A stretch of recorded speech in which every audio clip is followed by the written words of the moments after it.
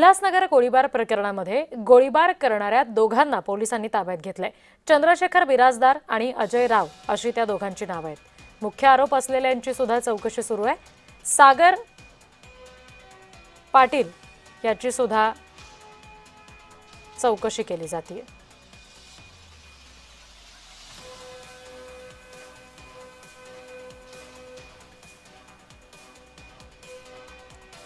गोळीबार करणारे जे होते उल्हासनगरमधल्या प्रकरणातले त्या दोघांनाही पोलिसांनी ताब्यात घेतलंय।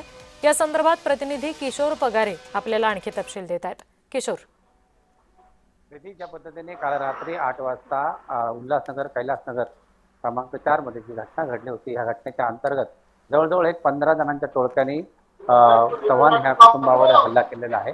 या चव्हाण कुटुंबामध्ये अनिल चव्हाण, अमन चव्हाण हे जागीच मृत्युमुखी पडलेले आहेत, तर त्यांचे काका अर्जुन चव्हाण हे जखमी अवस्थेत आहे आणि ते रुग्णालयात उपचार घेत आहेत। सगळ्यात महत्त्वाचं म्हणजे अनिल हा फक्त 22 वर्षाचा आहे, तर अमन हा फक्त 17 वर्षाचा अल्पवयीन आहे।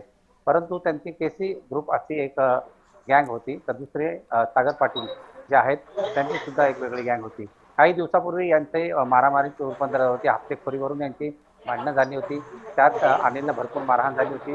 केस अंतर्गत केल्यानंतर त्यांना जेल भोगावं लागलं होतं। मात्र शिक्षा भोगून आल्यानंतर त्यांनी हा हल्ला केलेला आहे आणि जे बिराजदार आहेत आणि अजयराव यांनी गोळ्या चालवल्यात असं प्राथमिक माहिती प्रथम मिळालेली आहे। जी पोलिसांच्या अनुषंगाने ही माहिती मिळालेली आहे आणि त्या दोन जणांना अटक केल्यानंतर आता जे सागर पाटील जे आहेत त्या सुद्धा आणि इतर काही आरोपी असे 9 आरोपींना अटक करून यावर हे केलं आहे। मात्र याचं जे कायदा आणि सुव्यवस्थेचं राज्य आहे की नाही असे अनेक प्रसंग उल्हासनगरमध्ये घडत आहेत, त्यामुळे येथे सुरक्षेचा प्रश्न ऐरणीवर येतोय। जी किशोर, तुम्ही आमच्याशी असेच जोडलेले राहा।